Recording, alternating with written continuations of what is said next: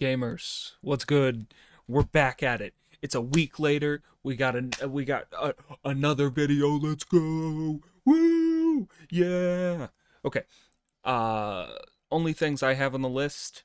One, I've been recording some stuff for Hogfeld that might go live at some point in the future, maybe sometime soon. If it does, I will post it in the community tab and we can check it out together.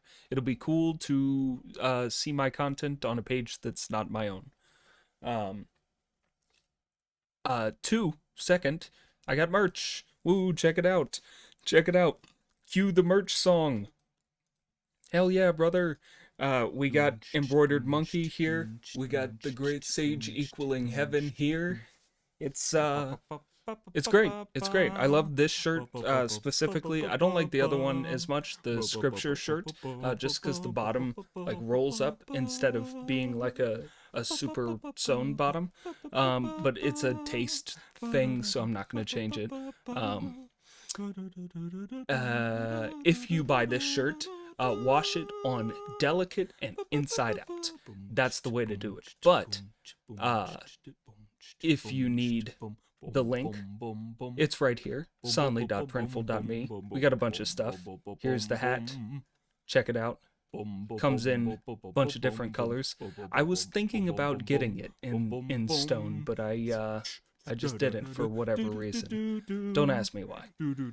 But yeah, we got all this stuff. If you want to support me, appreciate it. Sondley.printful.me. Or if you just want to send me money, for, just because you want to send me money real bad, my Ko-fi link, my coffee, I think it's pronounced Ko-fi. That's in the description. But yeah, for now, we will get into Three Kingdoms. It's been kind of difficult remembering all of the voices, so I'm sorry if there's some inconsistency. There's just so many characters. It's an absurd amount of characters. I now know why this wasn't recorded in it before. Okay, we'll get the ambient music up.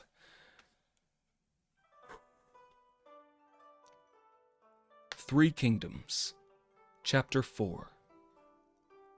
The deposition of the Emperor. Prince of Chenliu becomes Emperor. Schemes against Dong Zhuo. Cao Cao presents a sword. Dong Zhuo was on the point of slaying Yuan Shao, but Li Ru checked him, saying, "You must not kill rashly while the business hangs in the balance."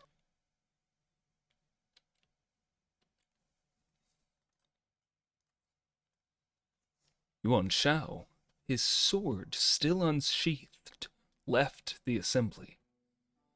He hung up the seals of his office at the east gate and went to the Jishao region. Dong Zhuo said to Imperial Guardian Yuan Wei, "Your nephew behaved improperly, but I pardon him for your sake. What think you of my scheme?" "What you think is right," was the reply. "If anyone opposes the great scheme, he will be dealt with by military law," said Dong Zhuo. The ministers, thoroughly dreaded, promised obedience, and the feast came to an end. Dong Zhuo asked Counselor Zhao Bi and Commandant Wu Qiong what they thought of the flight of Yuan Shao. Zhao Bi said, "He left in a state of great anger. In such a state of excitement, much harm may ensue to the present state of affairs, especially as the Yuan family have been noted for their high offices for 4 generations, and their protégés and dependents are everywhere. If they assemble bold spirits and call up their clients, all the valiant warriors will be in arms, and the east region of Huashan Mountains will be lost. You would better pardon Yuan Shao and give him a post. He will be glad at being forgiven and will do no harm. Wu Qiong said, Yuan Shao is fond of scheming, but he fails in decision, and so is not to be feared. But it would be well to give him rank and thus win popular favor. Dong Zhuo followed this advice and thereupon sent a messenger to offer Yuan Shao the governorship of Bohai. On the first day of the 9th month, the emperor was invited to proceed to the Hall of Virtue, where was a great assembly of officials. There, Dong Zhuo, sword in hand, faced the gathering and said, The emperor is a weakling, unequal to the burden of ruling this land. Now listen ye to the document I have prepared. And Li Ru read as follows. The dutiful Emperor Lung too soon left his people. The emperor is the cynosure of all the people in this land. Upon the present Emperor Bian, the heaven has conferred but small gifts. In dignity and deportment he is deficient, and in mourning he is remiss. Only the most complete virtue can grace imperial dignity. Empress He has trained him improperly, and the whole state administration has fallen into confusion. Empress Dong died suddenly, and no one knew why. The doctrine of the three bonds, heaven, earth, and human, and the continuity of heaven and earth independence, have both been injured. But Liu Xian, prince of Qinliu, is sage and virtuous beside being of handsome exterior. He conforms to all the rules of propriety. His mourning is sincere, and his speech is always correct. Eulogies of him fill the empire. He is well fitted for the great duty of consolidating the rule of Han. Now, therefore, the emperor is deposed and created Prince of Hongnong, and Empress He retires from the administration. I pray the Prince of Qinliu to accept the throne in conformity with the decrees of heaven and earth, the desires of people, and the fulfillment of the hopes of humankind. This having been read, Dong Zhuo bade the attendants lead the emperor down from the throne, remove his seal, and cause him to kneel facing the north, styling himself faithful servant of the throne and requesting commands. Moreover, Dong Zhuo bade Empress He strip off her royal dress of ceremony and await the imperial command. Both victims of this oppression wept bitterly, and every minister present was deeply affected. One minister put his discontent into words, crying, "The false Dong Zhuo is the author of this insult, which I will risk my life to wipe away." And with this, he rushed at Dong Zhuo, threatening with his ivory baton of office. It was Secretary Dong Guan. Dong Zhuo had Dong Guan removed and summarily put to death. Before his death, Dong Guan ceased not to rail at the oppressor, nor was he frightened at death. The rebel Dong Zhuo conceived the foul design to thrust the king aside and wrong his line.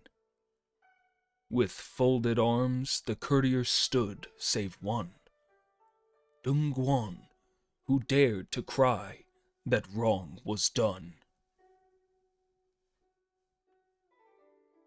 Then the Emperor-designate, Prince of Qinliu, went up to the upper part of the hall to receive congratulations. After this, the late Emperor, now Prince of Hongnong, his mother, and the imperial consort, Lady Tang, were removed to the Palace of Forever Calm. The entrance gates were locked against all comers. It was pitiful. There was the young emperor, after reigning less than half a year, deposed and another put in his place. The new emperor was Liu Qian, the second son of the late Emperor Lung. He was 9 years of age, 5 years younger than his deposed brother. The new reign style was changed to inauguration of tranquility the first year, AD 190. Becoming the prime minister, Dongzhuo was most powerful and arrogant. When he bowed before the throne, he did not declare his name. In going to court, he did not hasten. Booted and armed, he entered the reception halls. He amassed a wealth exceeding any others. His advisor, Li Ru, impressed upon Dongzhuo constantly to employ people of reputation so that he should gain public esteem. So when they told him Kai Yong was a man of talent, Dongzhuo summoned him. But Kai Yong would not go. Dongzhuo sent a message to him that if he did not come, he and his whole clan should be exterminated. Then Kai Yong gave in and appeared. Dongzhuo was very gracious to him and promoted him thrice in a month. Kai Yong became High Minister. Such was the generosity of the tyrant. Meanwhile, the deposed ruler, his mother, and his consort were immured in the Palace of Forever Calm and found their daily supplies gradually diminishing. The deposed emperor wept incessantly. One day, a pair of wallows gliding to and fro moved him to verse. Spring and the green of the tender grass flushes with joy as the swallows pass. The wayfarers pause by the rippling stream. In their eyes will newborn gladness gleam. With lingering gaze the roofs I see of the palace that one time sheltered me. But those whom I sheltered in all righteousness, let's not stay in silence when the days pass useless. The messenger, sent by Dongzhuo from time to time to the palace for news of the prisoners, got hold of this poem and showed it to his master. So, he shows his resentment by writing poems, eh? A fair excuse to put them all out of the way, said Dongzhuo. Li Ru was sent with 10 men into the palace to consummate the deed. The 3 were in one of the upper rooms when Li Ru arrived. The emperor shuddered when the maid announced the visitor's name. Presently, Li Ru entered and offered a cup of poisoned wine to the emperor. The emperor asked what this meant. Spring is the season of blending and harmonious interchange, and the Prime Minister sends a cup of the wine of longevity. said Li Ru. If it be the wine of longevity, you may share it too, said Empress He. Then Li Ru became brutally frank. Will you not drink? Asked he. He called the men with daggers and cords and bade the Emperor look at them. The cup or these? Said he. Then said Lady Tongue, let the handmaiden drink in place of her lord. Spare the mother and her son, I pray. And who may you be to die for a prince? Said Li Ru. Then he presented the cup to the Empress once more and bade her drink. She rallied against her brother, the feckless He Jin, the author of all this trouble. She would not drink. Next, Li Ru approached the Emperor. Let me say farewell to my mother, begged he, and he did so in these lines. The heaven and earth are changed. Alas, the sun and the moon leave their courses. I, once the center of all eyes, am driven to the farthest confines. Oppressed by an arrogant minister, my life nears its end. Everything fails me, and vain are my falling tears. Lady Tongue sang, Heaven is to be rent asunder, earth to fall away.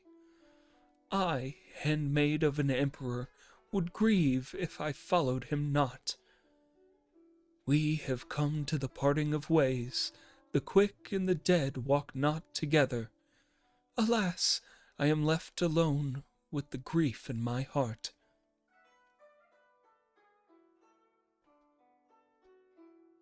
When they had sung these lines, they fell weeping into each other's arms. The Prime Minister is awaiting my report, said Li Ru, and you delay too long. Think you that there is any hope of succor?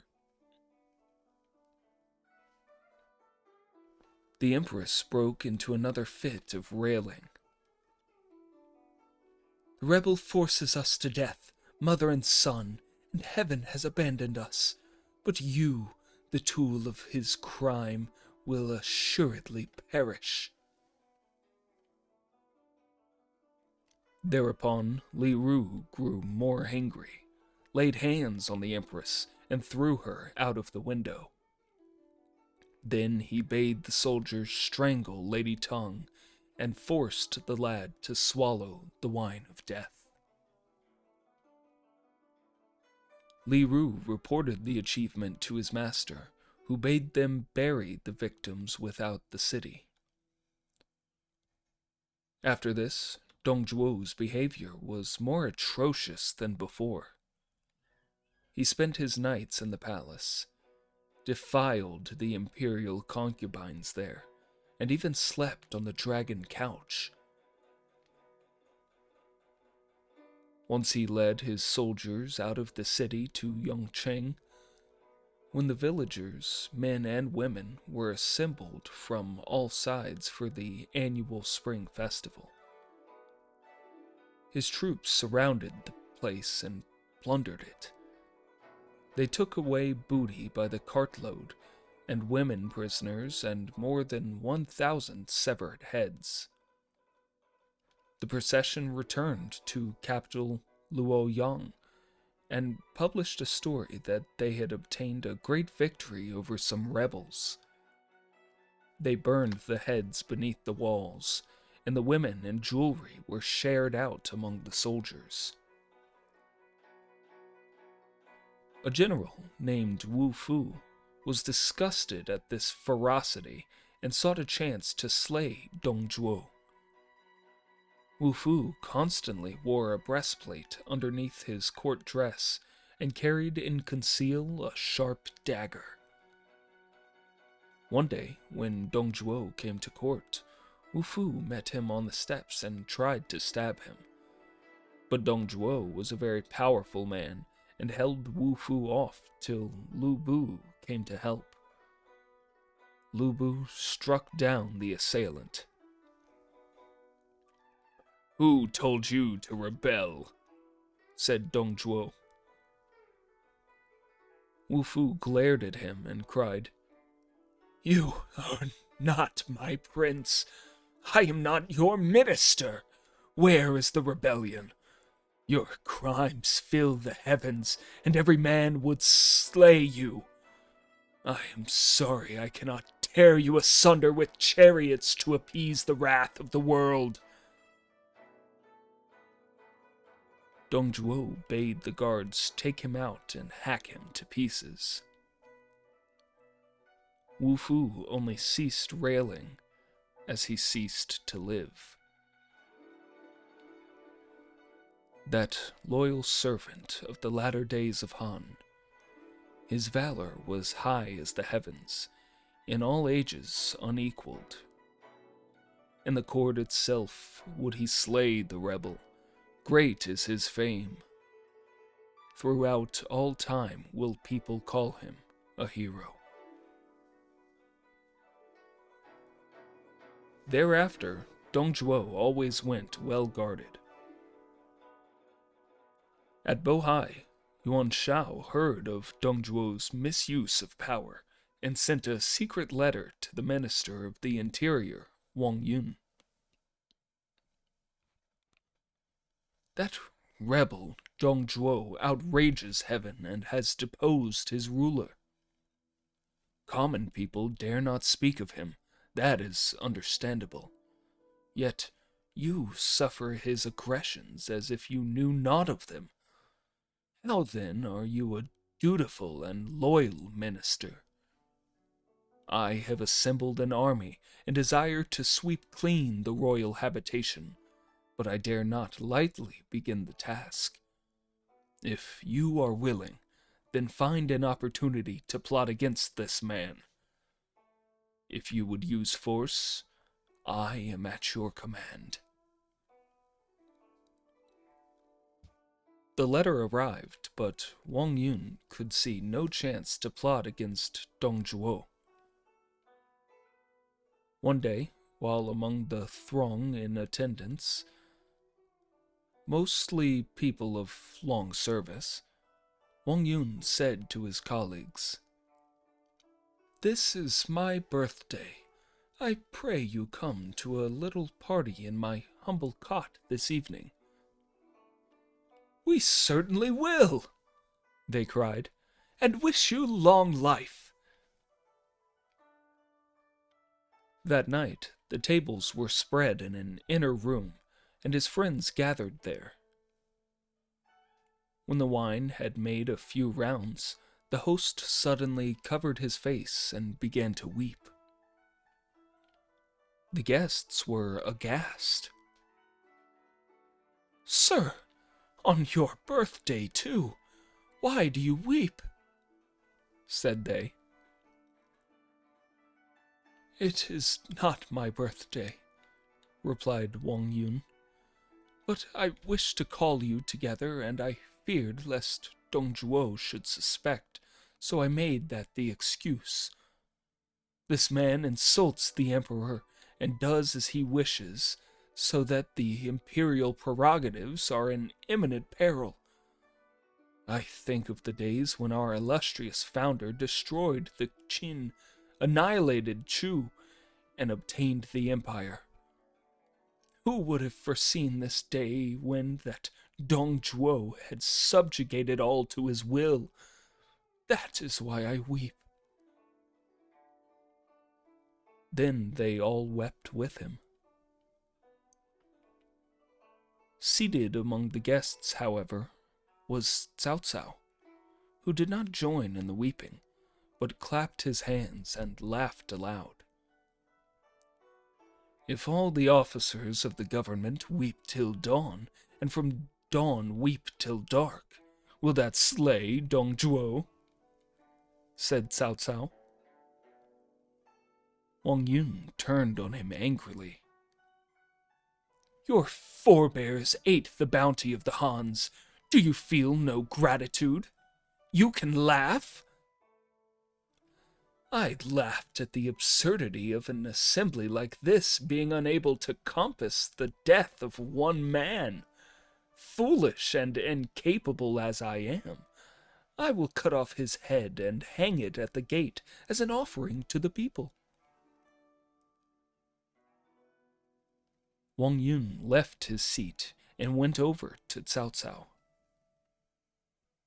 These later days, Cao Cao continued, I have bowed my head to Dong Zhuo with the sole desire of finding a chance to destroy him. Now he begins to trust me, and so I can approach him sometimes. You have a sword with 7 precious jewels which I would borrow, and will go into his palace and kill him. I care not if I die for it. What good fortune for the world that this is so, said Wang Yun. With this, Wang Yun himself poured out a goblet for Cao Cao, who drained it and swore an oath.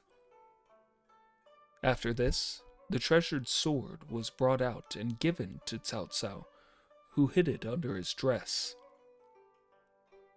He finished his wine, took leave of the guests, and left the hall. Before long, the others dispersed.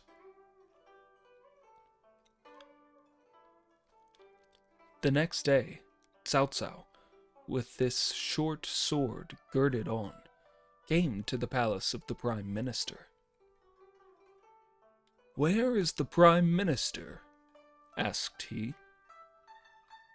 In the small guest room, replied the attendants. So Cao Cao went in and found his host seated on a couch. Lu Bu was at his side. Why so late, Cao Cao? Said Dong Zhuo. My horse is out of condition and slow, replied Cao Cao.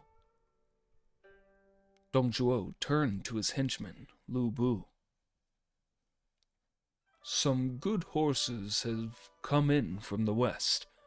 You go and pick out a good one as a present for him. And Lu Bu left. This traitor is doomed, thought Cao Cao. He ought to have struck then, but Cao Cao knew Dong Zhuo was very powerful, and he was afraid to act. He wanted to make sure of his blow.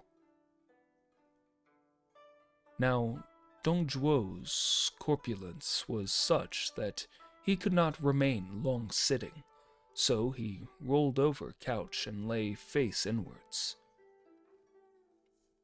Now is the time, thought the assassin, and he gripped the good sword firmly.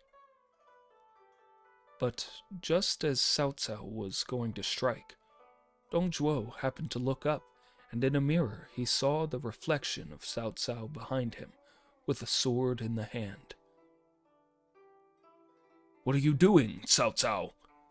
Said Dong Zhuo, turning suddenly, and at that moment Lu Bu came along leading a horse. Cao Cao in a flurry dropped on his knees and said, I have a precious sword here with which I wish to present to your benevolence.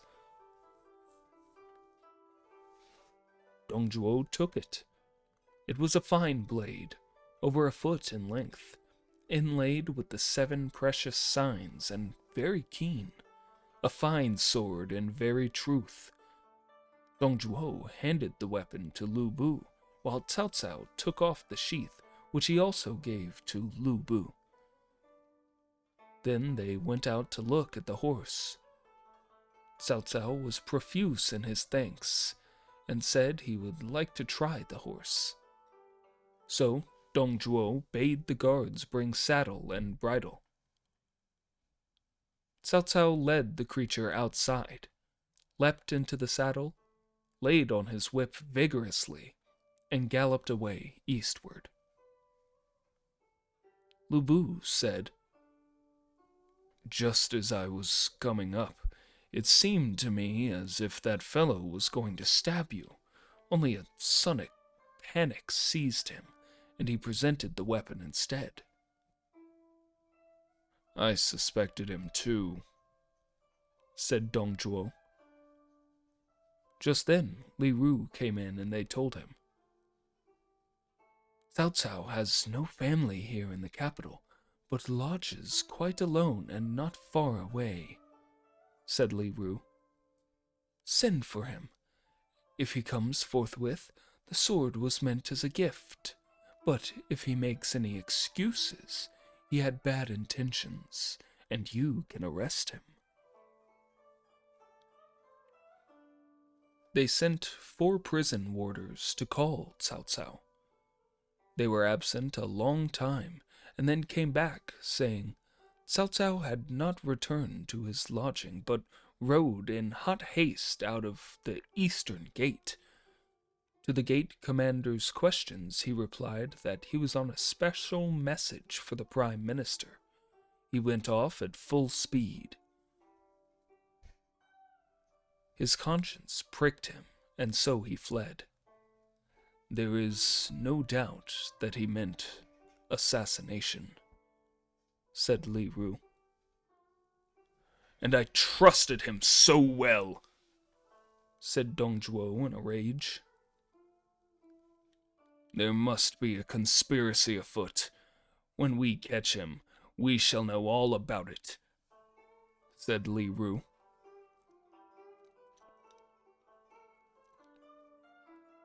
Letters and pictures of the fugitive Cao Cao were sent everywhere with orders to catch him. A large reward in money was offered, and a patent of nobility, while those who sheltered him would be held to share his guilt. Cao Cao traveled in hot haste towards Chiao, his home county. On the road at Zhongmo, he was recognized by the guards at the gate and made prisoner. They took him to the magistrate. Cao Cao declared he was a merchant named Huang Fu. The magistrate scanned his face most closely and remained in deep thought. Presently, the magistrate said, "When I was at the capital seeking a post, I knew you as Cao Cao. Why do you try to conceal your identity?" The magistrate ordered Cao Cao to the prison till the morrow, where he could send Cao Cao to the capital and claim the reward. He gave the soldiers wine and food as a reward. About midnight, the magistrate sent a trusty servant to bring the prisoner into his private rooms for interrogation. "They say the Prime Minister treated you well. Why did you try to harm him?" said the magistrate. "How can swallows and sparrows understand the flight of the crane and the wild goose? I am your prisoner, and to be sent to the capital for a reward. Why so many questions?"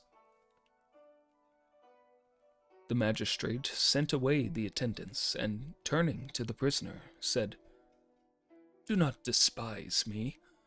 I am no mere hireling. Only I have not yet found the Lord to serve." Said Cao Cao, "My ancestors enjoyed the bounty of Han, and should I differ from a bird or a beast if I did not desire to repay them with gratitude? I have borrowed the knee to Dong Zhuo that thereby I might find an opportunity against him, and so remove this evil from the state. I have failed for this time. Such is the will of heaven. And where are you going? Home to my county. Thence I shall issue a summons calling all the bold spirits to come with forces to kill the tyrant. This is my desire.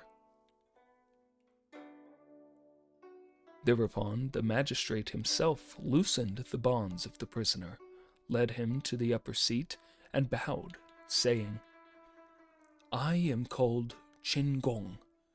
My aged mother and family are in the east county of Dongjun. I am deeply affected by your loyalty and uprightness, and I will abandon my office and follow you. Cao Cao was delighted with this turn of affairs. Qin at once collected some money for the expenses of their journey and gave Cao Cao a different dress. Then each took a sword and rode away towards Chiao. 3 days later, at eventide, they reached Qingao. Cao Cao pointed with his whip to a hamlet deep in the woods and said, There lives my uncle, Lu Boshi, a sworn brother of my father. Suppose we go and ask news of my family and seek shelter for the night. Excellent, said his companion Qin, and they rode over, dismounted at the farm gate, and entered. Lu Boshi greeted them and said to Cao Cao, I hear the government has sent stringent orders on all sides to arrest you. Your father has gone into hiding to Qinliu. How has this all come about? Cao Cao told him and said, Had it not been for this man here with me, I should have been already hacked to pieces. Lu Boshi bowed low to Qin, saying, You are the salvation of the Cao family, but be at ease and rest. I will find you a bed in my humble cottage. Lu Boshi then rose and went into the inner chamber, where he stayed a long time. When he came out, he said, There is no good wine in the house. I am going over to the village to get some for you. And he hastily mounted his donkey and rode away. The two travelers sat a long time. Suddenly, they heard at the back of the house the sharpening of a knife. Cao Cao said to Qin, He is not my real uncle. I am beginning to doubt the meaning of his going off. Let us listen. So they silently stepped out into a straw hut at the back. Presently, someone said, Bind before killing, eh? As I thought, said Cao Cao. Now, unless we strike first, we shall be taken. Suddenly, Cao Cao and Qin dashed in, sword in hand, and slew the whole household, male and female, in all 8 persons. After this, they searched the house. In the kitchen, they found a pig bound, ready to kill. You have made a huge mistake, said Qin, and we have slain honest folks. Cao Cao and Qin at once mounted and rode away. Soon they met their host, Lu Boshi, coming home, and over the saddle in front of him, they saw 2 vessels of wine. In his hands he carried fruit and vegetables. Where are you going, sirs? Lu Boshi called to them. Accused people dare not linger, said Cao Cao. But I have bidden them kill a pig. Why do you refuse my poor hospitality? I pray you ride back with me.